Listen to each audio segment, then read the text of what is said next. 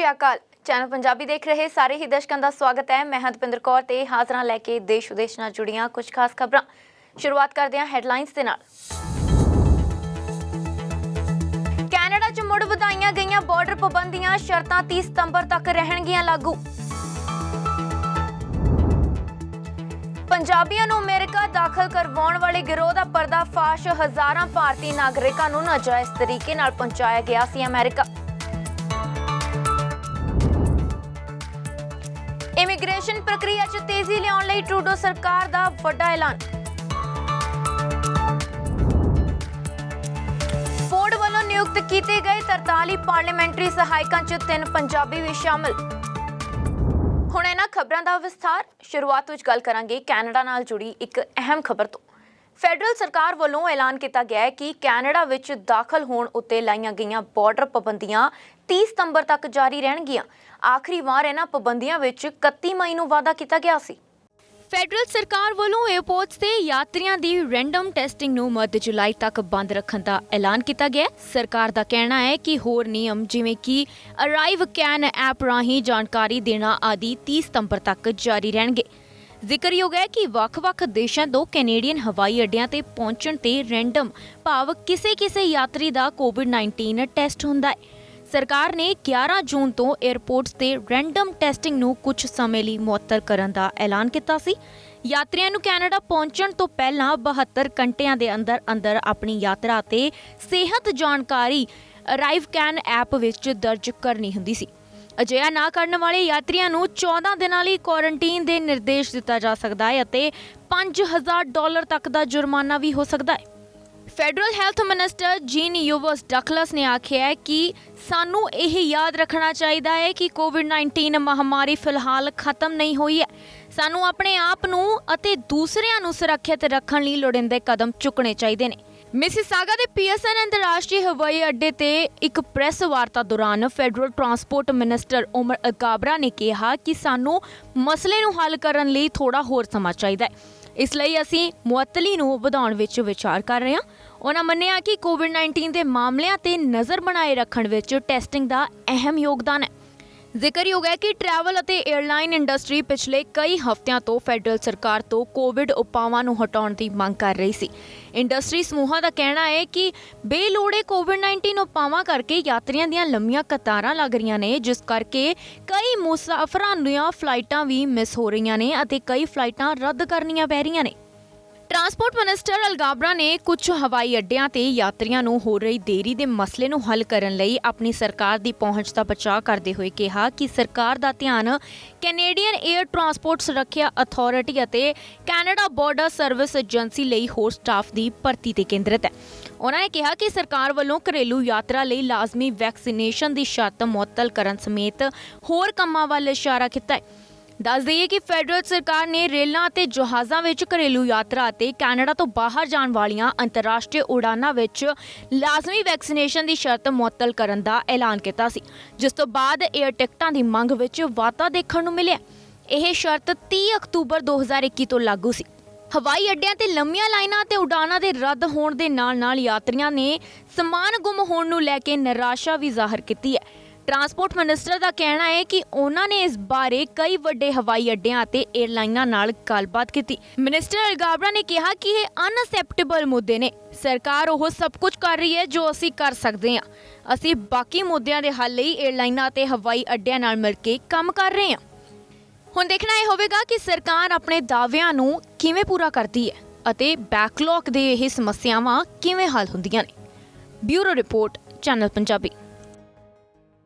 America की सरहद ते वापरी गैर कानूनी प्रवासियों संबंधी घटना तो बाद अमेरिका एक बार फिर सख्त होंदा नजर आ रहा है। बाइडन प्रशासन वालों गैर कानूनी प्रवासियों को काबू करके देश चों कड्ढण की प्रक्रिया मुड़ तेज की जा रही है। इस सब दे चलदिआं FBI वालों पंजाबियों को अमेरिका दाखल करवाउण वाले गिरोह का पर्दाफाश किया गया। आओ नज़र मारदे हां पूरे मामले ते। पंजाबी नौजवानों नूं नाजायज़ तरीके नाल अमेरिका विच दाखल करवाउण वाले गिरोह दा पर्दाफाश हो चुकिया है। अमेरिका दे विच FBI ने जसपाल गिल उर्फ रजिंदरपाल सिंह नां दे शख्स नूं गिरफ्तार किया है। जसपाल गिल इस गिरोह का लीडर दस्सिया जा रहा है, जो कि कोलरीना तो नैटवर्क चलाउंदा सी। ਰਿਪੋਰਟਾਂ ਮੁਤਾਬਕ ਇੱਕ ਫੈਡਰਲ ਏਜੰਟ ਨੇ ਦੱਸਿਆ ਕਿ ਜਸਪਾਲ ਗਿੱਲ ਦਾ ਗਿਰੋਹ ਊਬਰ ਕੈਬ ਰਾਹੀਂ ਹਜ਼ਾਰਾਂ ਭਾਰਤੀ ਨਾਗਰਿਕਾਂ ਨੂੰ ਅਮਰੀਕਾ ਵਿੱਚ ਦਾਖਲ ਕਰਵਾ ਚੁੱਕਾ ਹੈ। ਗਿਰੋਹ ਦਾ ਜ਼ਿਆਦਾਤਰ ਕੰਮ ਕੈਨੇਡਾ ਵਾਲੇ ਪਾਸੇ ਚੱਲਦਾ ਸੀ ਅਤੇ ਭਾਰਤੀ ਨਾਗਰਿਕਾਂ ਨੂੰ ਅਮਰੀਕਾ ਵਿੱਚ ਦਾਖਲ ਕਰਵਾਉਣ ਦੇ ਮਕਸਦ ਨਾਲ ਇਸ ਵਿੱਚ 23 ਲੱਖ ਤੋਂ 55 ਲੱਖ ਰੁਪਏ ਵਸੂਲ ਕੀਤੇ ਜਾਂਦੇ ਸਨ।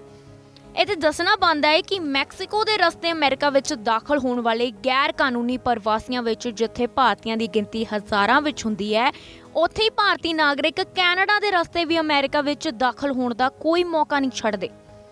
Homeland security investigation agent David A Spitzer ਨੇ ਦੱਸਿਆ ਹੈ ਕਿ ਭਾਰਤ ਤੋਂ ਵੱਡੀ ਗਿਣਤੀ ਵਿੱਚ ਪ੍ਰਵਾਸੀਆਂ ਨੂੰ ਊਬਰ ਰਾਹੀਂ ਅਮਰੀਕਾ ਵਿੱਚ ਦਾਖਲ ਕਰਵਾਇਆ ਜਾ ਰਿਹਾ ਹੈ। ਕਾਨੂੰਨੀ ਦਾਅਪੇਚ ਵਾਸਤੇ ਇਹਨਾਂ ਕੋਲ ਫਰਜ਼ੀ ਦਸਤਾਵੇਜ਼ ਹੁੰਦੇ ਹਨ ਅਤੇ ਹੁਣ ਤੱਕ ਗਿੱਲ ਗਿਰੋਹ ਦੇ 17 ਊਬਰ ਅਕਾਊਂਟ ਵੀ ਮਿਲ ਚੁੱਕੇ ਨੇ।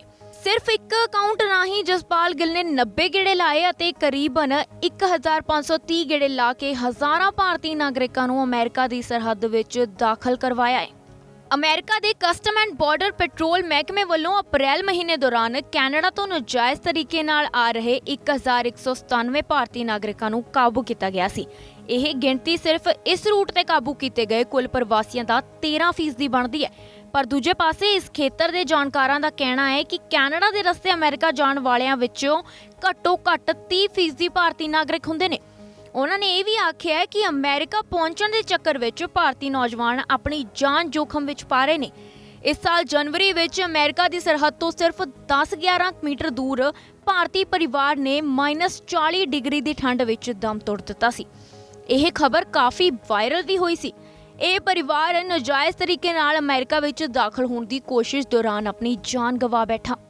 ਇਸ ਤੋਂ ਇਲਾਵਾ ਅਮਰੀਕਾ ਦੇ ਪਾਣੀਆਂ ਵਿੱਚ ਗਸ਼ਤ ਕਰ ਰਹੀ ਟੀਮ ਨੇ ਇੱਕ ਡੁੱਬਦੀ ਕਸ਼ਤੀ ਵਿੱਚੋਂ 6 ਭਾਰਤੀਆਂ ਨੂੰ ਬਚਾਇਆ ਸੀ। ਇਹਨਾਂ ਵਿਰੁੱਧ ਗੈਰ ਕਾਨੂੰਨੀ ਤਰੀਕੇ ਨਾਲ ਅਮਰੀਕਾ ਵਿੱਚ ਦਾਖਲ ਹੋਣ ਦਾ ਕੇਸ ਦਰਜ ਕੀਤਾ ਗਿਆ। ਦੋਸ਼ੀ ਠਹਿਰਾਏ ਜਾਣ ਤੇ ਇਹਨਾਂ ਨੂੰ 10 ਸਾਲ ਤੱਕ ਦੀ ਸਜ਼ਾ ਹੋ ਸਕਦੀ ਹੈ। ਇਹ ਘਟਨਾਕ੍ਰਮ ਅਜਿਹੇ ਸਮੇਂ ਸਾਹਮਣੇ ਆਇਆ ਜਦੋਂ ਪਿਛਲੇ ਦਿਨੀ ਅਮਰੀਕਾ ਵਿੱਚ ਨਾਜਾਇਜ਼ ਤਰੀਕੇ ਨਾਲ ਦਾਖਲ ਹੁੰਦਿਆਂ 50 ਤੋਂ ਵੱਧ ਪ੍ਰਵਾਸੀਆਂ ਦੀ ਦਮ ਘੁੱਟਣ ਨਾਲ ਮੌਤ ਹੋ ਗਈ। 100 ਤੋਂ ਵੱਧ ਗੈਰ ਕਾਨੂੰਨੀ ਪ੍ਰਵਾਸੀਆਂ ਨੂੰ ਟਰੱਕ ਵਿੱਚ ਭਰ ਕੇ ਬਿਠਾਇਆ ਹੋਇਆ ਸੀ, ਜਦਕਿ ਅੱਤ ਦੀ ਗਰਮੀ ਦੇ ਬਾਵਜੂਦ ਉਹਨਾਂ ਵਾਸਤੇ ਪਾਣੀ ਅਤੇ ਹਵਾ ਦੀ ਨਿਕਾਸੀ ਦਾ ਕੋਈ ਪ੍ਰਬੰਧ ਨਹੀਂ ਸੀ ਕੀਤਾ ਗਿਆ। ਮਰਨ ਵਾਲਿਆਂ ਦੀ ਪਛਾਣ ਜਨਤਕ ਨਹੀਂ ਕੀਤੀ ਗਈ। ਸੈਨ ਐਂਟੋਨੀਓ ਦੇ ਅਧਿਕਾਰੀਆਂ ਨੇ ਕਿਹਾ ਕਿ ਜ਼ਿਆਦਾਤਰ ਪ੍ਰਵਾਸੀਆਂ ਕੋਲ ਕਈ ਦਸਤਾਵੇਜ਼ ਨਹੀਂ ਸਨ, ਜਿਸ ਕਾਰਨ ਉਹਨਾਂ ਦੀ ਪਛਾਣ ਕਰਨੀ ਬਿਲਕੁਲ ਵੀ ਸੰਭਵ ਨਹੀਂ ਹੋ ਪਾਈ। Bureau report, channel Punjabi. ਜਿੱਥੇ ਕੈਨੇਡਾ ਦੇ ਓਨਟਾਰੀਓ ਸੂਬੇ ਦੀ ਨਵੀਂ 30 ਮੈਂਬਰੀ ਕੈਬਨਿਟ ਵਿੱਚ 2 ਪੰਜਾਬੀਆਂ ਨੇ ਮੰਤਰੀ ਵਜੋਂ ਸਹੁੰ ਚੁੱਕੀ ਹੈ, ਤਾਂ ਇਸ ਤੋਂ ਬਾਅਦ ਓਨਟਾਰੀਓ ਦੇ ਪ੍ਰੀਮੀਅਰ ਡਗ ਫੋਰਡ ਵੱਲੋਂ 43 ਪਾਰਲੀਮੈਂਟਰੀ ਸਹਾਇਕਾਂ ਦਾ ਐਲਾਨ ਕੀਤਾ ਗਿਆ ਹੈ, ਜਿਨ੍ਹਾਂ ਵਿੱਚੋਂ 3 ਪੰਜਾਬੀ ਨੇ। 2 ਕੈਬਨਿਟ ਮੰਤਰੀ ਅਤੇ 3 ਪਾਰਲੀਮੈਂਟਰੀ ਸਹਾਇਕ ਬਣਨ ਮਗਰੋਂ 6 ਵਿੱਚੋਂ 5 ਪੰਜਾਬੀ ਵਿਧਾਇਕਾਂ ਨੂੰ ਵੱਡੀ ਜ਼ਿੰਮੇਵਾਰੀ ਮਿਲ ਚੁੱਕੀ ਹੈ। 2 ਜੂਨ ਨੂੰ ਸਰਕਾਰ ਬਣਾਉਣ ਤੋਂ ਬਾਅਦ ਓਨਟਾਰੀਓ ਦੇ ਪ੍ਰੀਮੀਅਰ ਡਗ ਫੋਰਡ ਨੇ ਆਪਣੀ ਨਵੀਂ ਕੈਬਨਿਟ ਦਾ ਐਲਾਨ ਕੀਤਾ ਸੀ। 30 ਮੈਂਬਰੀ ਕੈਬਨਿਟ ਵਿੱਚ ਬਹੁਤ ਸਾਰੇ ਸਾਬਕਾ ਕੈਬਨਿਟ ਮੰਤਰੀਆਂ ਨੂੰ ਉਹਨਾਂ ਦੇ ਪੁਰਾਣੇ ਮੰਤਰਾਲੇ ਹੀ ਦਿੱਤੇ ਗਏ ਸਨ। ਓਨਟਾਰੀਓ ਦੇ ਪ੍ਰੀਮੀਅਰ ਡਗ ਫੋਰਡ ਵੱਲੋਂ 43 ਪਾਰਲੀਮੈਂਟਰੀ ਅਸਿਸਟੈਂਟਸ ਦਾ ਐਲਾਨ ਕੀਤਾ ਗਿਆ, ਜਿਨ੍ਹਾਂ ਵਿੱਚ 3 ਪੰਜਾਬੀ ਵੀ ਸ਼ਾਮਲ ਨੇ। 2 ਕੈਬਨਿਟ ਮੰਤਰੀ ਅਤੇ 3 ਪਾਰਲੀਮੈਂਟਰੀ ਅਸਿਸਟੈਂਟਸ ਬਣਨ ਤੋਂ ਬਾਅਦ 6 ਚੋਂ 5 ਪੰਜਾਬੀ ਵਿਧਾਇਕਾਂ ਨੂੰ ਵੱਡੀ ਜ਼ਿੰਮੇਵਾਰੀ ਮਿਲ ਚੁੱਕੀ ਹੈ। ਨਵੇਂ ਪਾਰਲੀਮੈਂਟਰੀ ਅਸਿਸਟੈਂਟਸ ਆਪਣੇ ਮਹਿਕਮੇ ਦੇ ਮੰਤਰੀਆਂ ਦੀ ਮਦਦ ਕਰਨਗੇ ਅਤੇ ਉਹਨਾਂ ਨੂੰ $16,000 ਸਾਲਾਨਾ ਦੀ ਰਕਮ ਮਿਲੇਗੀ। ਹੁਣ ਪੀਸੀ ਪਾਰਟੀ ਦੇ 83 ਵਿਧਾਇਕਾਂ ਵਿੱਚੋਂ 73 ਨੂੰ ਸਰਕਾਰ ਵਿੱਚ ਕਿਸੇ ਨਾ ਕਿਸੇ ਰੂਪ ਵਿੱਚ ਨੁਮਾਇੰਦਗੀ ਮਿਲ ਚੁੱਕੀ ਹੈ ਅਤੇ ਸਿਰਫ 10 ਵਿਧਾਇਕ ਪਿੱਛੇ ਰਹਿ ਗਏ ਨੇ।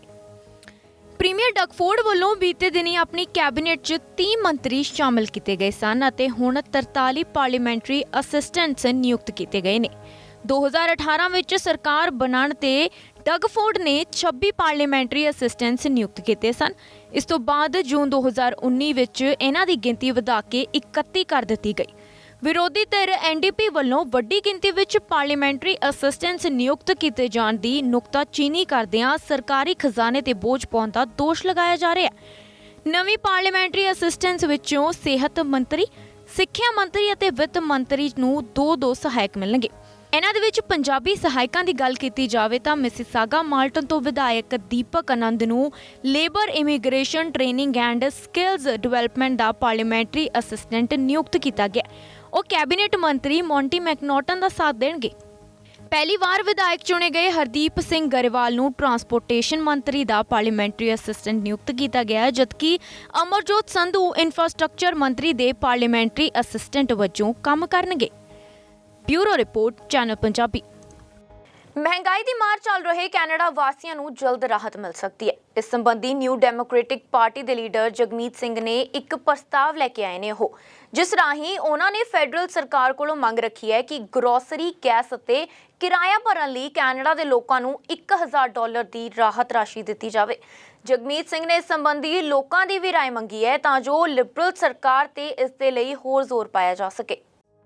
ਨਿਊ ਡੈਮੋਕ੍ਰੈਟਿਕ ਪਾਰਟੀ ਦੇ ਨੇਤਾ ਜਗਮੀਤ ਸਿੰਘ ਫੈਡਰਲ ਸਰਕਾਰ ਨੂੰ ਕਰਿਆਨੇ, ਗੈਸ ਅਤੇ ਕਿਰਾਏ ਦਾ ਖਰਚਾ ਬਰਦਾਸ਼ਤ ਕਰਨ ਲਈ ਸੰਘਰਸ਼ ਕਰ ਰਹੇ ਕੈਨੇਡੀਅਨਜ਼ ਨੂੰ $1000 ਮਹਿੰਗਾਈ ਰਾਹਤ ਭੁਗਤਾਨ ਜਾਰੀ ਕਰਨ ਦੀ ਮੰਗ ਕਰ ਰਹੇ ਨੇ। ਮਹਿੰਗਾਈ ਨਾਲ ਜੂਝ ਰਹੇ ਕੈਨੇਡਾ ਦੇ ਲੋਕਾਂ ਨੂੰ ਇਸ ਨਾਲ ਕੁਝ ਰਾਹਤ ਮਿਲ ਸਕਦੀ ਹੈ, ਕਿਉਂਕਿ ਐਨਡੀਪੀ ਲੀਡਰ ਜਗਮੀਤ ਸਿੰਘ ਨੇ ਇਹ ਪ੍ਰਸਤਾਵ ਪੇਸ਼ ਕੀਤਾ ਹੈ। ਉਹਨਾਂ ਨੇ ਫੈਡਰਲ ਸਰਕਾਰ ਕੋਲੋਂ ਮੰਗ ਰੱਖੀ ਹੈ ਕਿ ਗਰੋਸਰੀ, ਗੈਸ ਅਤੇ ਰੈਂਟ ਦਾ ਖਰਚਾ ਚੁੱਕਣ ਲਈ ਜੱਦੋ-ਜਹਿਦ ਕਰ ਰਹੇ ਕੈਨੇਡੀਅਨ ਲੋਕਾਂ ਨੂੰ $1000 ਦੀ ਰਾਹਤ ਰਾਸ਼ੀ ਦਿੱਤੀ ਜਾਵੇ। ਫਿਲਹਾਲ ਉਹ ਇਸ ਦੇ ਲਈ ਲੋਕਾਂ ਦੀ ਵੀ ਰਾਏ ਮੰਗ ਰਹੇ ਨੇ ਤਾਂ ਜੋ ਲਿਬਰਲ ਸਰਕਾਰ ਤੇ ਇਸ ਦੇ ਲਈ ਜ਼ੋਰ ਪਾਇਆ ਜਾ ਸਕੇ। ਐਨਡੀਪੀ ਲੀਡਰ ਜਗਮੀਤ ਸਿੰਘ ਨੇ ਇਸ ਪ੍ਰਸਤਾਵ ਸੰਬੰਧੀ ਟਵਿੱਟਰ ਤੇ ਪੋਸਟ ਸ਼ੇਅਰ ਕਰਦਿਆਂ ਇਸ ਬਾਰੇ ਕੈਨੇਡੀਅਨ ਲੋਕਾਂ ਦੇ ਵਿਚਾਰ ਮੰਗੇ ਨੇ ਅਤੇ ਨਾਲ ਹੀ ਲੋਕਾਂ ਨੂੰ ਇਸ ਤੇ ਦਸਤਖਤ ਕਰਨ ਦੀ ਵੀ ਅਪੀਲ ਕੀਤੀ ਹੈ ਤਾਂ ਜੋ ਜਸਟਿਨ ਟਰੂਡੋ ਸਰਕਾਰ ਤੇ ਇਹ ਜ਼ੋਰ ਪਾਇਆ ਜਾ ਸਕੇ ਕਿ ਇਹ ਵਿਚਾਰ ਬਹੁਤ ਵਧੀਆ ਹੈ ਤੇ ਇਸ ਨਾਲ ਮਹਿੰਗਾਈ ਦੇ ਨਾਲ ਦੋ-ਚਾਰ ਹੋ ਰਹੇ ਲੋਕਾਂ ਨੂੰ ਰਾਹਤ ਮਿਲੇਗੀ। ਇਸ ਦੇ ਨਾਲ ਹੀ ਉਹਨਾਂ ਆਪਣੀ ਇੱਕ ਵੀਡੀਓ ਵੀ ਸ਼ੇਅਰ ਕੀਤੀ ਹੈ ਜਿਸ ਵਿੱਚ ਉਹਨਾਂ ਨੇ ਕਿਹਾ ਕਿ ਮਹਿੰਗਾਈ ਕਾਰਨ ਬਹੁਤ ਸਾਰੇ ਕੈਨੇਡੀਅਨ ਲੋਕਾਂ ਦੀ ਜੀਣਾ ਦੁੱਭਰ ਹੋ ਗਿਆ। ਹਰ ਰੋਜ਼ ਜ਼ਰੂਰੀ ਸਮਾਨ ਖਰੀਦਣਾ ਵੀ ਉਹਨਾਂ ਲਈ ਮੁਸ਼ਕਲ ਹੁੰਦਾ ਜਾ ਰਿਹਾ ਹੈ। ਉਹਨਾਂ ਨੇ ਕਿਹਾ ਕਿ ਕੈਨੇਡਾ ਨੇ ਲਗਭਗ 4 ਦਹਾਕਿਆਂ ਵਿੱਚੋਂ ਇਹੋ ਜਿਹੀ ਮਹਿੰਗਾਈ ਨਹੀਂ ਦੇਖੀ ਸੀ ਜਿਹੜੀ ਕਿ ਹੁਣ ਆਪਣੇ ਸਿਖਰਾਂ ਤੇ ਚੱਲ ਰਹੀ ਹੈ। I want to start off by talking about the inflation. Right now, it has risen to the highest rate since 1983. And what that translates to for real people is that it's getting harder and harder to afford the everyday costs of life. Groceries, putting gas in the car, everything is getting more expensive and families are really hurting. And we've seen the reports from Canadians that 1 in 4 are going hungry, literally can't afford enough to feed themselves. That 1 in 4 are going to lose their homes if interest rates continue to rise. So we've got a real serious trouble on our hands and people need help. So we've been really adamant that we've got to directly send help to Canadians who need it. Families, working people, working families, they need help. They need some relief. Workers did not cause the inflation, so they should not be the ones that bear the brunt. Statics Canada ਦੇ ਮੁਤਾਬਕ ਸਾਲਾਨਾ ਮਹਿੰਗਾਈ ਦਰ 7.7% ਤੇ ਪਹੁੰਚ ਗਈ ਹੈ। ਖਾਣ ਪੀਣ ਦੀਆਂ ਚੀਜ਼ਾਂ ਦੇ ਭਾਅ ਸਾਲ ਦਰ ਸਾਲ ਵਧਦੇ ਜਾ ਰਹੇ ਨੇ ਅਤੇ ਬੀਤੇ ਮਈ ਮਹੀਨੇ ਦੇ ਵਿੱਚ 10.3% ਵੱਧ ਚੁੱਕੇ ਨੇ। ਉਧਰ ਰਿਹਾਇਸ਼ ਦੇ ਖਰਚਿਆਂ ਵਿੱਚ ਵੀ 7.4% ਤੱਕ ਵਾਧਾ ਹੋ ਚੁੱਕਿਆ ਹੈ। ਐਨਡੀਪੀ ਨੇਤਾ ਜਗਮੀਤ ਸਿੰਘ ਨੇ ਕਿਹਾ ਕਿ ਇਹੋ ਜਿਹੇ ਔਖੇ ਸਮੇਂ ਵਿੱਚ ਫੈਡਰਲ ਸਰਕਾਰ ਨੂੰ ਕੈਨੇਡੀਅਨ ਲੋਕਾਂ ਦੀ ਬਾਂਹ ਫੜਨੀ ਚਾਹੀਦੀ ਹੈ। ਹਾਲਾਂਕਿ ਐਨਡੀਪੀ ਲੀਡਰ ਜਗਮੀਤ ਸਿੰਘ ਨੇ ਇਹ ਸਪਸ਼ਟ ਨਹੀਂ ਕੀਤਾ ਕਿ $1000 ਮਹਿੰਗਾਈ ਰਾਹਤ ਪ੍ਰਤੀ ਵਿਅਕਤੀ ਹੋਣੀ ਚਾਹੀਦੀ ਹੈ ਜਾਂ ਫਿਰ ਪ੍ਰਤੀ ਪਰਿਵਾਰ। ਇਸ ਤੋਂ ਇਲਾਵਾ ਉਹਨਾਂ ਨੇ ਇਹ ਵੀ ਸਪਸ਼ਟ ਨਹੀਂ ਕੀਤਾ ਕਿ ਇਹ ਰਾਸ਼ੀ ਪ੍ਰਾਪਤ ਕਰਨ ਲਈ ਯੋਗਤਾ ਕੀ ਰੱਖੀ ਜਾਣੀ ਚਾਹੀਦੀ ਹੈ। ਫਿਲਹਾਲ ਹਾਊਸ ਆਫ ਕਾਮਨਸ ਵਿੱਚ ਪ੍ਰਵਾਨਗੀ ਦਿਵਾਉਣੀ ਪਏਗੀ। ਜੇਕਰ ਇਹ ਉੱਥੇ ਪਾਸ ਹੋ ਜਾਂਦਾ ਹੈ ਤਾਂ ਅੱਗੇ ਦੀ ਪ੍ਰਕਿਰਿਆ ਵੀ ਸ਼ੁਰੂ ਹੋ ਜਾਵੇਗੀ। ਸੋ ਅਜੇ NDP leader Jagmeet Singh Canadian ਲੋਕਾਂ ਨੂੰ ਮਹਿੰਗਾਈ ਤੋਂ ਰਾਹਤ ਦਿਵਾਉਣ ਲਈ ਫੈਡਰਲ ਸਰਕਾਰ ਅੱਗੇ ਇਹ ਮੰਗ ਰੱਖ ਰਹੇ ਨੇ ਕਿ ਜੇਕਰ ਉਹਨਾਂ ਦੀ ਇਹ ਮੰਗ ਨੇਪਰੇ ਚੜ ਗਈ ਤਾਂ ਲੋਕਾਂ ਨੂੰ ਕੁਝ ਰਾਹਤ ਜ਼ਰੂਰ ਮਿਲੇਗੀ। Bureau report, channel Punjabi. Canada ਦੇ ਨੋਵਾ ਸਕੋਸ਼ੀਆ ਸੂਬੇ ਵੱਲੋਂ ਪੀਆਰ ਦੇ ਆਪਣੇ ਪਰਮਾਨੈਂਟ ਰੈਜ਼ੀਡੈਂਸੀ ਪ੍ਰੋਗਰਾਮ ਵਿੱਚ ਅਚਾਨਕ ਕੀਤੀ ਤਬਦੀਲੀ ਨੂੰ ਲੈ ਕੇ ਕੁਝ ਅੰਤਰਰਾਸ਼ਟਰੀ ਵਿਦਿਆਰਥੀਆਂ ਨੇ ਚਿੰਤਾ ਜ਼ਾਹਰ ਕੀਤੀ ਹੈ। ਇਸ ਵਿੱਚ ਵਿਦਿਆਰਥੀਆਂ ਦੀ ਮਦਦ ਕਰਨ ਲਈ ਇਮੀਗ੍ਰੇਸ਼ਨ ਮਾਹਰ ਹੋਰ ਪ੍ਰੋਗਰਾਮਾਂ ਬਾਰੇ ਦੱਸ ਰਹੇ ਨੇ ਜਿਨ੍ਹਾਂ ਰਾਹੀਂ ਹੁਣ ਵੀ ਪੀਆਰ ਸਖਾਲੀ ਹਾਸਲ ਕੀਤੀ ਜਾ ਸਕਦੀ ਹੈ। ਕੈਨੇਡਾ ਦੇ ਨੋਵਾ ਸਕੋਸ਼ੀਆ ਸੂਬੇ ਦੀ ਸਰਕਾਰ ਵੱਲੋਂ ਕੈਨੇਡੀਅਨ ਪਰਮਾਨੈਂਟ ਰੈਜ਼ੀਡੈਂਸੀ ਯਾਨੀ ਕਿ ਪੀਆਰ ਦੇ ਆਪਣੇ ਫਾਸਟ ਟਰੈਕ ਪ੍ਰੋਗਰਾਮਾਂ ਵਿੱਚ ਅਚਾਨਕ ਤਬਦੀਲੀ ਕੀਤੇ ਜਾਣ ਤੋਂ ਬਾਅਦ ਨੋਵਾ ਸਕੋਸ਼ੀਆ ਪ੍ਰੋਵਿੰਸ ਰਾਹੀਂ ਕੈਨੇਡਾ ਦੀ ਪੀਆਰ ਹਾਸਲ ਕਰਨ ਵਾਲੇ ਨੌਜਵਾਨਾਂ ਨੂੰ ਕਾਫੀ ਨਿਰਾਸ਼ਾ ਹੋਈ ਹੈ। ਪਰ ਦੂਜੇ ਪਾਸੇ ਇਮੀਗ੍ਰੇਸ਼ਨ ਮਾਹਰਾਂ ਮੁਤਾਬਕ ਫਿਲਹਾਲ ਵੀ ਨੋਵਾ ਸਕੋਸ਼ੀਆ ਵਿੱਚ ਪੀਆਰ ਲੈਣ ਦੇ ਰਸਤੇ ਬੰਦ ਨਹੀਂ ਹੋਏ।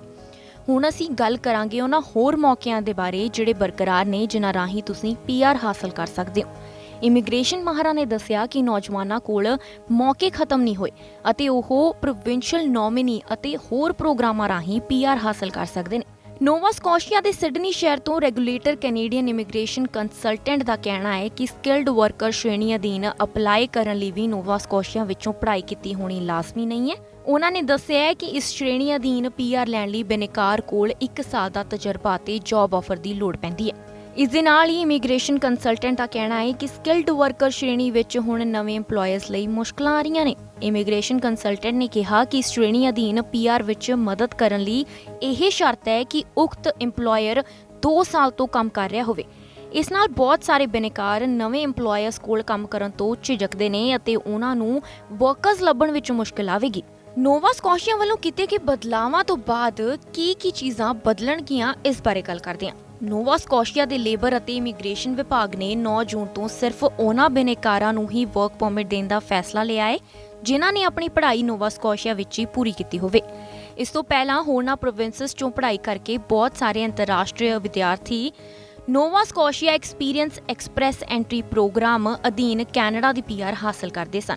ਨੋਵਾ ਸਕੋਸ਼ੀਆ ਦੇ ਹੈਲੀਫੈਕਸ ਸ਼ਹਿਰ ਤੋਂ ਰੈਗੂਲੇਟਰ ਕੈਨੇਡੀਅਨ ਇਮੀਗ੍ਰੇਸ਼ਨ ਕੰਸਲਟੈਂਟਸ ਨੇ ਕਿਹਾ ਹੈ ਕਿ Nova Scotia experience express entry program ਵਿੱਚ ਬਦਲਾਵ ਕਰਨ ਦਾ ਮਕਸਦ ਵਧੇਰੇ ਵਿਅਕਤੀਆਂ ਨੂੰ ਪ੍ਰੋਵਿੰਸ ਵਿੱਚ ਆਕਰਸ਼ਿਤ ਕਰਨਾ ਅਤੇ ਉਹਨਾਂ ਨੂੰ ਇਸੇ ਪ੍ਰੋਵਿੰਸ ਵਿੱਚ ਰੱਖਣ ਦਾ ਹੈ। ਇਮੀਗ੍ਰੇਸ਼ਨ ਕੰਸਲਟੈਂਟਸ ਦਾ ਕਹਿਣਾ ਹੈ ਕਿ ਪ੍ਰੋਵਿੰਸ ਦੀ ਆਬਾਦੀ ਵਿੱਚ ਕੋਈ ਵੱਡਾ ਵਾਧਾ ਨਹੀਂ ਹੋਇਆ ਹੈ, ਜਿਸ ਦਾ ਕਾਰਨ ਹੈ ਕਿ ਬਹੁਤ ਸਾਰੇ ਬਿਨੈਕਾਰ PR ਲੈਣ ਤੱਕ ਹੀ ਨੋਵਾ ਸਕੋਸ਼ੀਆ ਵਿੱਚ ਰਹਿੰਦੇ ਨੇ। ਇਮੀਗ੍ਰੇਸ਼ਨ ਕੰਸਲਟੈਂਟਸ ਨੇ ਇਹ ਵੀ ਆਖਿਆ ਕਿ ਨੋਵਾ ਸਕੋਸ਼ੀਆ ਵਿੱਚ ਪੜ੍ਹਨ ਆਏ ਵਿਦਿਆਰਥੀ ਯੂਨੀਵਰਸਿਟੀਆਂ ਵਿੱਚ ਪੜ੍ਹਦੇ ਹਨ, ਜਦਕਿ ਹੋਰਨਾਂ ਪ੍ਰੋਵਿੰਸਸ ਵਿੱਚ ਆਏ ਅੰਤਰਰਾਸ਼ਟਰੀ ਵਿਦਿਆਰਥੀ ਕਾਲਜਾਂ ਵਿੱਚੋਂ ਪੜ੍ਹਾਈ ਕਰਦੇ ਨੇ। ਉਹਨਾਂ ਕਿਹਾ ਕਿ ਯੂਨੀਵਰਸਿਟੀ ਦੀ ਪੜ੍ਹਾਈ ਦਾ ਪੱਧਰ ਕਾਲਜਾਂ ਦੇ ਮੁਕਾਬਲੇ ਉੱਚਾ ਮੰਨਿਆ ਜਾਂਦਾ ਹੈ। ਨੋਵਾ ਸਕੋਸ਼ੀਆ ਵਿੱਚੋਂ ਹੀ ਪੜ੍ਹਾਈ ਕਰ ਚੁੱਕੇ ਵਿਦਿਆਰਥੀਆਂ ਨੂੰ ਬਾਕੀਆਂ ਦੇ ਮੁਕਾਬਲੇ ਕੋਈ ਪਹਿਲ ਨਾ ਮਿਲਣਾ ਉਹਨਾਂ ਨੂੰ ਨਿਰਾਸ਼ ਕਰ ਰਿਹਾ ਸੀ। ਨੋਵਾ ਸਕੋਸ਼ੀਆ ਸਰਕਾਰ ਵੱਲੋਂ ਆਪਣੇ ਐਕਸਪ੍ਰੈਸ ਐਂਟਰੀ ਪ੍ਰੋਗਰਾਮ ਵਿੱਚ ਅਚਾਨਕ ਕੀਤੀ ਤਬਦੀਲੀ ਨੂੰ ਲੈ ਕੇ ਕੁਝ ਅੰਤਰਰਾਸ਼ਟਰੀ ਵਿਦਿਆਰਥੀਆਂ ਨੇ ਚਿੰਤਾ ਜ਼ਾਹਰ ਕੀਤੀ ਸੀ। ਇਮੀਗ੍ਰੇਸ਼ਨ ਮਾਹਰਾਂ ਮੁਤਾਬਕ ਆਕਿਊਪੇਸ਼ਨ ਇਨ ਡਿਮਾਂਡ ਪ੍ਰੋਗਰਾਮ ਵੀ ਨੌਜਵਾਨਾਂ ਲਈ ਇੱਕ ਬਿਹਤਰ ਚੋਣ ਹੋ ਸਕਦੀ ਹੈ। ਨੋਵਾ ਸਕੋਸ਼ੀਆ ਵਿੱਚ ਕੁਝ ਖੇਤਰਾਂ 'ਚ ਵਰਕਰਸ ਦੀ ਵੱਡੀ ਲੋੜ ਹੈ ਅਤੇ ਇਹਨਾਂ ਸ਼੍ਰੇਣੀਆਂ ਨੂੰ ਇਨ ਡਿਮਾਂਡ ਸ਼੍ਰੇਣੀ ਕਿਹਾ ਜਾਂਦਾ ਹੈ। ਇਸ ਵਿੱਚ ਅਪਲਾਈ ਕਰਨ ਲਈ ਬਿਨੈਕਾਰ ਨੂੰ ਨੋਵਾ ਸਕੋਸ਼ੀਆ ਵਿੱਚੋਂ ਹੀ ਪੜ੍ਹਾਈ ਕੀਤੇ ਹੋਣ ਦੀ ਲੋੜ ਵੀ ਨਹੀਂ ਹੈ। ਮਾਹਰਾਂ ਦਾ ਕਹਿਣਾ ਹੈ ਕਿ ਇਸ ਤੋਂ ਇਲਾਵਾ ਅਟਲਾਂਟਿਕ ਇਮੀਗ੍ਰੇਸ਼ਨ ਪ੍ਰੋਗਰਾਮ ਵੀ PR ਲਈ ਇੱਕ ਵਧੀਆ ਮੌਕਾ ਹੈ। New bridge, Prince Edward island ਅਤੇ ਨਿਊ ਫਾਊਂਡਲੈਂਡ ਐਂਡ ਲੈਬਰਾਡ ਪ੍ਰੋਵਿੰਸ ਸਮੇਤ ਨੋਵਾ ਸਕੋਸ਼ੀਆ ਵੀ ਅਟਲਾਂਟਿਕ ਕੈਨੇਡਾ ਦਾ ਹਿੱਸਾ ਹੈ। ਇਸ ਲਈ ਤੁਸੀਂ ਅਟਲਾਂਟਿਕ ਇਮੀਗ੍ਰੇਸ਼ਨ ਪ੍ਰੋਗਰਾਮ ਰਾਹੀਂ ਵੀ PR ਦਾ ਵਧੀਆ ਮੌਕਾ ਹਾਸਲ ਕਰ ਸਕਦੇ ਹੋ। Bureau report, channel Punjabi. Corona ਪਾਬੰਦੀਆਂ ਵਿੱਚ ਢਿੱਲ ਮਿਲਣ ਅਤੇ ਮਹਾਮਾਰੀ ਦੇ ਖੌਫ ਮਨ ਵਿੱਚੋਂ ਨਿਕਲਣ ਮਗਰੋਂ ਕੈਨੇਡਾ ਦੇ ਹਵਾਈ ਅੱਡਿਆਂ ਅਤੇ ਪਾਸਪੋਰਟ ਦਫ਼ਤਰਾਂ ਵਿੱਚ ਲੋਕਾਂ ਦਾ ਹੜ ਜਿਹਾ ਆ ਗਿਆ। ਏਅਰਪੋਰਟਸ ਦੀ ਤਰ੍ਹਾਂ ਪਾਸਪੋਰਟ ਦਫ਼ਤਰਾਂ ਵਿੱਚ ਵੀ ਲੰਮੀਆਂ ਲਾਈਨਾਂ ਲੱਗੀਆਂ ਹੋਈਆਂ ਦਿਖਾਈ ਦੇ ਰਹੀਆਂ ਨੇ। ਖਾਸ ਤੌਰ ਤੇ ਮੌਂਟਰੀਅਲ ਦੇ ਕੁਝ ਪਾਸਪੋਰਟ ਦਫ਼ਤਰਾਂ ਵਿੱਚ ਤਾਂ ਜ਼ਿਆਦਾ ਹੀ ਭੀੜ ਦਿਖਾਈ ਦਿੱਤੀ ਹੈ, ਜਿਸ ਕਾਰਨ ਟਰੂਡੋ ਸਰਕਾਰ ਵੀ ਸਵਾਲਾਂ ਦੇ ਘੇਰੇ ਵਿੱਚ ਹੈ। ਇਸ ਸਮੱਸਿਆ ਦਾ ਹੱਲ ਕੱਢਦੇ ਹੋਏ ਪ੍ਰਧਾਨ ਮੰਤਰੀ ਜਸਟਿਨ ਟਰੂਡੋ ਨੇ ਕੈਨੇਡੀਅਨਸ ਲਈ ਸਰਕਾਰੀ ਸੇਵਾਵਾਂ ਨੂੰ ਬਿਹਤਰ ਬਣਾਉਣ ਲਈ ਨਵੀਂ ਟਾਸਕ ਫੋਰਸ ਦਾ ਐਲਾਨ ਕੀਤਾ ਹੈ। ਕੋਰੋਨਾ ਮਹਾਮਾਰੀ ਤੋਂ ਬਾਅਦ ਕੈਨੇਡਾ ਦੇ ਵਿੱਚ ਇਮੀਗ੍ਰੇਸ਼ਨ ਅਤੇ ਪਾਸਪੋਰਟ ਬੈਕਲੌਗ ਦੋਵੇਂ ਹੀ ਵਧਦੇ ਜਾ ਰਹੇ ਨੇ। ਫੈਡਰਲ ਸਰਕਾਰ ਨੇ ਇਮੀਗ੍ਰੇਸ਼ਨ ਅਰਜ਼ੀਆਂ ਅਤੇ ਪਾਸਪੋਰਟ ਪ੍ਰੋਸੈਸਿੰਗ 'ਚ ਹੁੰਦੀਆਂ ਇਹਨਾਂ ਦੇਰੀਆਂ ਨਾਲ ਨਜਿੱਠਣ ਵਿੱਚ ਮਦਦ ਕਰਨ ਲਈ ਇੱਕ ਵਿਸ਼ੇਸ਼ ਟਾਸਕ ਫੋਰਸ ਬਣਾਈ ਹੈ। ਇਹ ਜਾਣਕਾਰੀ ਨਿਊਜ਼ ਰਿਲੀਜ਼ ਦੁਆਰਾ ਸਾਂਝੀ ਕੀਤੀ ਗਈ। ਨਵੀਂ ਟਾਸਕ ਫੋਰਸ ਦੀ ਘੋਸ਼ਣਾ ਕਰਦੇ ਹੋਏ ਇੱਕ ਬਿਆਨ ਵਿੱਚ ਪ੍ਰਧਾਨ ਮੰਤਰੀ ਜਸਟਿਨ ਟਰੂਡੋ ਨੇ ਕਿਹਾ ਕਿ ਫੈਡਰਲ ਸਰਕਾਰ ਜਾਣਦੀ ਹੈ ਕਿ ਦੇਰੀ ਅਨਅਸੈਪਟੇਬਲ ਹੈ। ਟਰੂਡੋ ਨੇ ਕਿਹਾ ਕਿ ਅਸੀਂ ਇਹਨਾਂ ਸੇਵਾਵਾਂ ਦੀ ਡਿਲੀਵਰੀ ਨੂੰ ਕੁਸ਼ਲ ਅਤੇ ਸਮੇਂ ਸਿਰ ਬਿਹਤਰ ਬਣਾਉਣ ਲਈ ਹਰ ਸੰਭਵ ਕੋਸ਼ਿਸ਼ ਕਰਨਾ ਜਾਰੀ ਰੱਖਾਂਗੇ। ਇਸ ਦੇ ਨਾਲ ਹੀ ਇਹ ਨਵੀਂ ਟਾਸਕ ਫੋਰਸ ਕੈਨੇਡੀਅਨਾਂ ਦੀ ਬਦਲਦੀਆਂ ਲੋੜਾਂ ਨੂੰ ਬਿਹਤਰ ਢੰਗ ਨਾਲ ਪੂਰਾ ਕਰਨ ਲਈ ਸਰਕਾਰ ਦੇ ਕੰਮ ਦੀ ਅਗਵਾਈ ਕਰਨ ਅਤੇ ਉਹਨਾਂ ਨੂੰ ਸੇਵਾਵਾਂ ਪ੍ਰਦਾਨ ਕਰਨਾ ਜਾਰੀ ਰੱਖਣ ਵਿੱਚ ਮਦਦ ਕਰੇਗੀ। ਉੱਚ ਗੁਣਵੱਤਾ ਸੇਵਾਵਾਂ ਦੀ ਕੈਨੇਡੀਅਨਸ ਨੂੰ ਲੋੜ ਹੈ ਅਤੇ ਉਹ ਇਸ ਦੇ ਹੱਕਦਾਰ ਨੇ। 10 ਕੈਬਨਿਟ ਮੈਂਬਰ ਨਵੀਂ ਕਮੇਟੀ ਦੀ ਅਗਵਾਈ ਕਰਨਗੇ ਜੋ ਸਮੀਖਿਆ ਕਰੇਗੀ ਕਿ ਪਾਸਪੋਰਟ ਸੇਵਾਵਾਂ ਕਿਵੇਂ ਪ੍ਰਦਾਨ ਕੀਤੀਆਂ ਜਾਂਦੀਆਂ ਨੇ। ਇੰਪਰੂਵਮੈਂਟਸ ਲਈ ਗੈਪਸ ਅਤੇ ਏਰੀਆਜ਼ ਦੀ ਪਛਾਣ ਕੀਤੀ ਜਾਂਦੀ ਹੈ। ਕਮੇਟੀ ਤੋਂ ਸ਼ਾਰਟ ਅਤੇ ਲੌਂਗ ਟਰਮ ਸੋਲਿਊਸ਼ਨਸ ਤਿਆਰ ਕਰਨ ਲਈ ਰეკਮੈਂਡੇਸ਼ਨਸ ਆਊਟਲਾਈਨ ਕਰੇਗੀ ਜੋ ਕਿ ਵੇਟ ਟਾਈਮਸ ਨੂੰ ਘਟਾ ਸਕਣਗੇ, ਬੈਕਲੌਗ ਨੂੰ ਕਲੀਅਰ ਕਰਨਗੇ ਅਤੇ ਪ੍ਰਦਾਨ ਕੀਤੀਆਂ ਸੇਵਾਵਾਂ ਦੀ ਸਮੁੱਚੀ ਕੁਆਲਿਟੀ ਵਿੱਚ ਵੀ ਸੁਧਾਰ ਕਰਨਗੇ। ਇਸ ਤੋਂ ਇਲਾਵਾ ਟਾਸਕ ਫੋਰਸ ਐਕਸਟਰਨਲ ਇਸ਼ੂਜ਼ ਨੂੰ ਮੋਨੀਟਰ ਕਰੇਗੀ, ਜਿਵੇਂ ਕਿ ਦੁਨੀਆ ਭਰ ਵਿੱਚ ਲੇਬਰ ਸ਼ਾਰਟੇजेस ਜੋ ਕਿ ਦੇਸ਼ ਅਤੇ ਵਿਦੇਸ਼ 'ਚ ਯਾਤਰਾ ਦੇਰੀ ਵਿੱਚ ਯੋਗਦਾਨ ਪਾਉਂਦੀਆਂ ਨੇ। ਬੈਕਲੌਗ ਨੇ ਬਹੁਤ ਸਾਰੇ ਲੋਕਾਂ ਨੂੰ ਅਨਿਸ਼ਚਿਤ ਸਥਿਤੀਆਂ ਵਿੱਚ ਪਾ ਦਿੱਤਾ ਹੈ। ਕੁਝ ਯਾਤਰੀਆਂ ਨੂੰ ਉਹਨਾਂ ਦੇ ਪਾਸਪੋਰਟ ਉਹਨਾਂ ਦੀਆਂ ਪਲਾਨਡ ਟ੍ਰਿਪਸ ਤੋਂ ਸਿਰਫ ਦਿਨ ਜਾਂ ਘੰਟੇ ਪਹਿਲਾਂ ਪ੍ਰਾਪਤ ਹੋਏ ਨੇ। ਕਈ ਮਾਮਲਿਆਂ ਵਿੱਚ ਤਾਂ ਲੋਕਾਂ ਨੂੰ ਆਪਣੇ ਪਾਸਪੋਰਟ ਪ੍ਰਾਪਤ ਕਰਨ ਵਿੱਚ ਦੇਰੀ ਕਾਰਨ ਆਪਣੇ ਟਰੈਵਲ ਪਲਾਨਸ ਨੂੰ ਵੀ ਬਦਲਣਾ ਪਿਆ ਹੈ। ਇਸ ਤੋਂ ਪਹਿਲਾਂ ਜੂਨ ਵਿੱਚ ਫੈਡਰਲ ਸਰਕਾਰ ਨੇ ਸਰਵਿਸਿਜ਼ ਕੈਨੇਡਾ ਦੇ ਪਾਸਪੋਰਟ ਦਫ਼ਤਰਾਂ ਦੇ ਦੌਰੇ ਲਈ ਅਨੁਮਾਨਿਤ ਉਡੀਕ ਸਮਾਂ ਪੋਸਟ ਕਰਨਾ ਸ਼ੁਰੂ ਕਰ ਦਿੱਤਾ ਸੀ। ਦੱਸ ਦਈਏ ਕਿ ਬੀਤੇ ਦਿਨੀ ਪ੍ਰਧਾਨ ਮੰਤਰੀ ਜਸਟਿਨ ਟਰੂਡੋ ਨੇ ਕਿਹਾ ਕਿ ਸਰਕਾਰ ਨੇ ਮੌਜੂਦਾ ਪਾਸਪੋਰਟ ਕਾਮਿਆਂ ਦੀ ਮਦਦ ਲਈ ਬੀਤੇ ਜਨਵਰੀ ਮਹੀਨੇ 'ਚ 600 ਤੋਂ ਵੱਧ ਪਾਸਪੋਰਟ ਵਰਕਰ ਭਰਤੀ ਕੀਤੇ ਨੇ। ਇਸ ਤੋਂ ਇਲਾਵਾ ਮੌਜੂਦਾ ਬੈਕਲੌਗ ਨੂੰ ਘਟਾਉਣ ਲਈ ਆਉਣ ਵਾਲੇ ਕੁਝ ਹਫ਼ਤਿਆਂ ਵਿੱਚ ਹੋਰ ਸਟਾਫ ਭਰਤੀ ਕਰਨ ਦੇ ਯਤਨ ਕੀਤੇ ਜਾ ਰਹੇ ਨੇ। ਉਧਰ ਦੂਜੇ ਪਾਸੇ ਵਿਰੋਧੀ ਧਿਰ ਕੰਜ਼ਰਵੇਟਿਵ ਪਾਰਟੀ ਦੇ ਆਲੋਚਕਾਂ ਨੇ ਸੱਤਾਧਾਰੀ ਪਾਰਟੀ ਤੇ ਇਸ ਮੁੱਦੇ ਨੂੰ ਲੈ ਕੇ ਤਿੱਖਾ ਨਿਸ਼ਾਨਾ ਸਾਧਿਆ। ਉਹਨਾਂ ਕਿਹਾ ਕਿ ਲਿਬਰਲ ਸਰਕਾਰ ਇਸ ਬਾਰੇ ਭਲੀ-ਭਾਂਤ ਜਾਣੂ ਸੀ ਕਿ 2-3 ਸਾਲ ਤੋਂ ਰੁਕੇ ਬੈਠੇ ਲੋਕ ਕੋਰੋਨਾ ਦਾ ਖੌਫ ਘਟਣ ਮਗਰੋਂ ਇੱਕਦਮ ਯਾਤਰਾ ਲਈ ਤਿਆਰ ਹੋਣਗੇ। ਇਸ ਦੇ ਲਈ ਸਰਕਾਰ ਨੂੰ ਅਗਾਊਂ ਪ੍ਰਬੰਧ ਕਰਨੇ ਚਾਹੀਦੇ ਸੀ, ਪਰ ਸਰਕਾਰ ਹੱਥ ਤੇ ਹੱਥ ਧਰ ਕੇ ਬੈਠੀ ਰਹੀ ਅਤੇ ਇਸ ਪਾਸੇ ਕੋਈ ਧਿਆਨ ਨਹੀਂ ਦਿੱਤਾ। Bureau report, channel Punjabi. America ਭਾਵੇਂ ਭਾਰਤ ਤੋਂ ਮੀਲਾਂ ਦੀ ਦੂਰੀ ਤੇ ਹੈ, ਪਰ ਇਹ ਦੇਸ਼ ਲੱਖਾਂ ਭਾਰਤੀਆਂ ਦੇ ਦਿਲਾਂ ਦੇ ਬਹੁਤ ਨੇੜੇ ਹੈ। ਲੱਖਾਂ ਭਾਰਤੀ ਪਰਿਵਾਰਾਂ ਨੇ ਅਮਰੀਕਾ ਦੀ ਯਾਤਰਾ ਕੀਤੀ ਹੈ ਤੇ ਇਸ ਦੇਸ਼ ਨੂੰ ਆਪਣਾ ਘਰ ਵੀ ਬਣਾਇਆ। ਅਮਰੀਕਾ ਵਿੱਚ H1B ਵੀਜ਼ਾ ਸਿਸਟਮ ਰਾਹੀਂ ਜਾਣ ਦੇ ਚਾਹਵਾਨ ਨਾਲ ਇਹ ਅਹਿਮ ਖਬਰ ਹੈ। ਦਰਅਸਲ ਅਮਰੀਕਾ ਦੇ ਹੋਮਲੈਂਡ ਸਿਕਿਉਰਿਟੀ ਡਿਪਾਰਟਮੈਂਟ ਨੇ H1B ਵੀਜ਼ਾ ਦੇ ਨਿਯਮਾਂ ਵਿੱਚ ਕਈ ਬਦਲਾਵ ਕਰਨ ਦਾ ਪ੍ਰਸਤਾਵ ਰੱਖਿਆ। United States of America H1B visa system ਨੂੰ ਆਧੁਨਿਕ ਬਣਾਉਣ ਦੀ ਪਹਿਲ ਕਰਨ ਜਾ ਰਿਹਾ ਹੈ। ਇਹ ਪਹਿਲ ਸਦਕਾ ਸਟਾਰਟਅਪ ਕੰਪਨੀਆਂ ਬਾਹਰਲੇ ਦੇਸ਼ਾਂ ਤੋਂ ਆਉਣ ਵਾਲੇ ਲੋਕਾਂ ਨੂੰ ਆਸਾਨੀ ਨਾਲ ਨੌਕਰੀ ਤੇ ਰੱਖ ਸਕਣਗੀਆਂ। ਇਹੀ ਨਹੀਂ, ਸਗੋਂ ਗ੍ਰੀਨ ਕਾਰਡ ਹਾਸਲ ਕਰਨਾ ਵੀ ਹੁਣ ਪਹਿਲਾਂ ਨਾਲੋਂ ਜ਼ਿਆਦਾ ਸੁਖਾਲਾ ਹੋ ਜਾਏਗਾ। ਅਮਰੀਕਾ ਦੇ ਇੱਕ ਕਦਮ ਨਾਲ ਸਭ ਤੋਂ ਵਧੀਆ ਫਾਇਦਾ ਭਾਰਤੀਆਂ ਨੂੰ ਹੋਵੇਗਾ, ਕਿਉਂਕਿ ਭਾਰਤ ਦੀਆਂ ਕਈ ਕੰਪਨੀਆਂ ਇਸੇ ਵੀਜ਼ੇ ਰਾਹੀਂ ਅਮਰੀਕਾ 'ਚ ਕੰਮ ਕਰਦੀਆਂ ਨੇ। ਦਰਅਸਲ ਅਮਰੀਕਾ ਦੇ ਹੋਮਲੈਂਡ ਸਿਕਿਉਰਿਟੀ ਡਿਪਾਰਟਮੈਂਟ ਨੇ H1B ਵੀਜ਼ਾ ਦੇ ਨਿਯਮਾਂ 'ਚ ਕਈ ਬਦਲਾਵ ਕਰਨ ਦਾ ਪ੍ਰਸਤਾਵ ਰੱਖਿਆ। ਇਹ ਪ੍ਰਸਤਾਵ 2023 ਦੇ ਰੈਗੂਲੇਟਰੀ ਏਜੰਡੇ ਦਾ ਹਿੱਸਾ ਹੈ। ਇਸ 'ਚ ਦੂਜੇ ਰੈਗੂਲੇਸ਼ਨਸ ਨੂੰ ਵੀ ਸੋਧਣਾ ਸ਼ਾਮਲ ਹੈ, ਜਿਸ ਨਾਲ ਇਹ ਪ੍ਰਕਿਰਿਆ ਹੋਰ ਜ਼ਿਆਦਾ ਸੁਚਾਰੂ ਹੋਵੇਗੀ ਅਤੇ H1B ਰਜਿਸਟ੍ਰੇਸ਼ਨ ਸਿਸਟਮ 'ਚ ਧੋਖਾਦੇਹੀ ਅਤੇ ਦੁਰਵਰਤੋਂ ਦੀਆਂ ਸੰਭਾਵਨਾਵਾਂ ਘਟ ਜਾਣਗੀਆਂ। ਇਹਨਾਂ ਪ੍ਰਸਤਾਵਿਤ ਬਦਲਾਵਾਂ ਵਿੱਚੋਂ ਇੱਕ ਬਦਲਾਵ H1B ਵੀਜ਼ਾ ਅਤੇ ਗ੍ਰੀਨ ਕਾਰਡ ਹੋਲਡਰਸ ਲਈ ਮੌਜੂਦਾ ਤਨਖਾਹ ਦਰਾਂ ਨੂੰ ਵਧਾਉਣਾ ਵੀ ਸ਼ਾਮਲ ਹੈ। ਦੱਸ ਦਈਏ ਕਿ ਅਮਰੀਕਾ ਵਿੱਚ H1B ਵੀਜ਼ਾ ਵਿਦੇਸ਼ੀ ਕਾਮਿਆਂ ਨੂੰ ਆਰਜ਼ੀ ਤੌਰ ਤੇ ਅਮਰੀਕਾ ਵਿੱਚ ਕੰਮ ਕਰਨ ਦੀ ਇਜਾਜ਼ਤ ਦਿੰਦਾ ਹੈ। ਇਹ ਵੀਜ਼ੇ ਸਿਰਫ ਹੁਨਰਮੰਦ ਪੇਸ਼ਵਰਾਂ ਨੂੰ ਹੀ ਦਿੱਤੇ ਜਾਂਦੇ ਨੇ। H1B ਵੀਜ਼ਾ ਗੈਰ ਇਮੀਗ੍ਰੇਸ਼ਨ ਵੀਜ਼ਾ ਹੈ, ਜੋ ਕਿ ਅਮਰੀਕਨ ਕੰਪਨੀਆਂ ਨੂੰ ਵਿਦੇਸ਼ੀ ਕਰਮਚਾਰੀਆਂ ਨੂੰ ਨਿਯੁਕਤ ਕਰਨ ਦਾ ਅਧਿਕਾਰ ਦਿੰਦਾ ਹੈ। ਅਮਰੀਕਾ ਟੈਕਨੋਲੋਜੀ ਕੰਪਨੀਆਂ ਭਾਰਤ ਅਤੇ ਚੀਨ ਵਰਗੇ ਦੇਸ਼ਾਂ ਤੋਂ ਹੁਨਰਮੰਦ ਕਾਮੇ ਯਾਨੀ ਕਿ ਸਕਿਲਡ ਵਰਕਰਸ ਨੂੰ ਨਿਯੁਕਤ ਕਰਨ ਲਈ ਇਸ ਵੀਜ਼ੇ ਤੇ ਨਿਰਭਰ ਕਰਦੀਆਂ ਨੇ। ਕਾਰਪੋਰੇਟ ਜਾਂ ਕੰਪਨੀਆਂ ਆਪਣੇ ਕਰਮਚਾਰੀਆਂ ਲਈ H1B ਵੀਜ਼ਾ ਲਈ ਅਰਜ਼ੀਆਂ ਦਾਇਰ ਕਰਦੀਆਂ ਨੇ। ਕੁਝ ਕੰਪਨੀਆਂ H1B ਵੀਜ਼ਾ ਸਪਾਂਸਰ ਵੀ ਕਰ ਸਕਦੀਆਂ ਨੇ। H1B ਵੀਜ਼ਾ ਧਾਰਕ ਦਾ ਪਰਿਵਾਰ ਅਮਰੀਕਾ ਵਿੱਚ ਡਿਪੈਂਡੈਂਟ ਵੀਜ਼ਾ ਲੈ ਕੇ ਰਹਿ ਸਕਦਾ ਹੈ। ਇਸ ਲਈ ਉਹਨਾਂ ਨੂੰ H4B ਵੀਜ਼ਾ ਲਈ ਅਰਜ਼ੀ ਦੇਣ ਦੀ ਜ਼ਰੂਰਤ ਹੁੰਦੀ ਹੈ। ਜੀਵਨ ਸਾਥੀ ਅਤੇ 21 ਸਾਲਾਂ ਤੋਂ ਘੱਟ ਉਮਰ ਦੇ ਬੱਚੇ ਇਸ ਡਿਪੈਂਡੈਂਟ ਯਾਨੀ ਕਿ ਨਿਰਭਰ ਵੀਜ਼ਾ ਲਈ ਯੋਗ ਹੁੰਦੇ ਨੇ। H4B ਵੀਜ਼ਾ ਧਾਰਕ ਅਮਰੀਕਾ ਵਿੱਚ ਸਿੱਖਿਆ ਹਾਸਲ ਕਰ ਸਕਦੇ ਨੇ, ਪਰ ਉਹਨਾਂ ਨੂੰ ਅਮਰੀਕਾ ਵਿੱਚ ਕੋਈ ਵੀ ਨੌਕਰੀ ਕਰਨ ਦੀ ਇਜਾਜ਼ਤ ਨਹੀਂ ਹੁੰਦੀ। ਉਹਨਾਂ ਨੂੰ ਅਮਰੀਕਾ ਵਿੱਚ ਕੰਮ ਕਰਨ ਲਈ ਵਰਕ ਪਰਮਿਟ ਲੈਣਾ ਜ਼ਰੂਰੀ ਪੈਂਦਾ ਹੈ। Bureau report, channel Punjabi. ਅੱਜ ਦੇ ਇਸ ਬੁਲਟਨ 'ਚ ਬਸ ਇੰਨਾ ਹੀ। ਨਵੀਆਂ ਤੇ ਤਾਜ਼ਾ ਖਬਰਾਂ ਲੈ ਕੇ ਫਿਰ ਤੋਂ ਹਾਜ਼ਰ ਹੋਵਾਂਗੇ। ਹੁਣ ਮੈਨੂੰ ਦਿਓ ਇਜਾਜ਼ਤ। ਧੰਨਵਾਦ।